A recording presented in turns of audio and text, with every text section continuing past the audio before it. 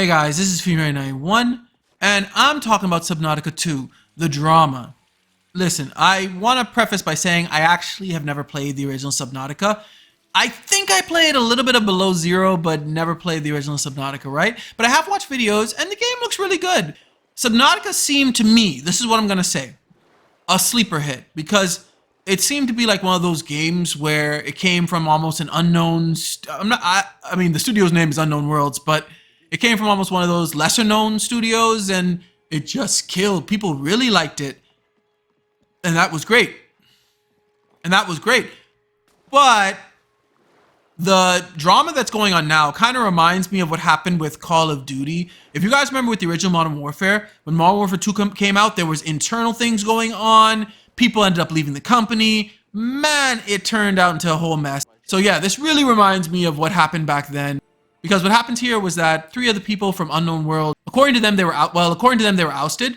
But according to Krafton, which I believe are the publishers, they said that they left to pursue other, I'm paraphrasing. Basically, they said they left to pursue other projects, right? I want to just talk about that for a second. I know, and I'm not saying that I have any evidence who's lying here, but what I am saying is that I know that companies tend to not want to say the real reason why someone left. Like, they don't like to say we fired them. They like to just say something like, yeah, they left to pursue other interests. Well, I remember this happened with LucasArts, with Star Wars, because the former Game of Thrones writers were supposed to write a trilogy for Star Wars, and they never wrote the trilogy. And the reason behind it that LucasArts gave was that, oh, they're just too busy. Right? That was a lie. Because later on, the writer, one of them at least, came out and said, we weren't the droids they were looking for. In other words, they just didn't agree with what they wrote. Basically, they didn't like it. I'm not sure if that's the best terms, but basically they didn't agree with what they wrote or whatever it was. And they actually were like, no, we don't want this, basically. So yeah, I know that companies tend to like to just say like they left for this, they left for that, when in reality they were fired, in reality this happened. So yeah, I am more inclined to believe the employees here, but that's not where it ends. The employers are now suing, okay? Former employees are now suing. And it's looking ugly because Krafton claims the delay in the game was because it wasn't ready for early access yet. But a Bloomberg article points out that it was because apparently Krafton promised a $250 million bonus to the developers of the game if it hit like certain sale numbers or something like that. So apparently it could have hit those sale numbers had it been released this year on early access. So I'm just saying there's some fishy stuff going on here.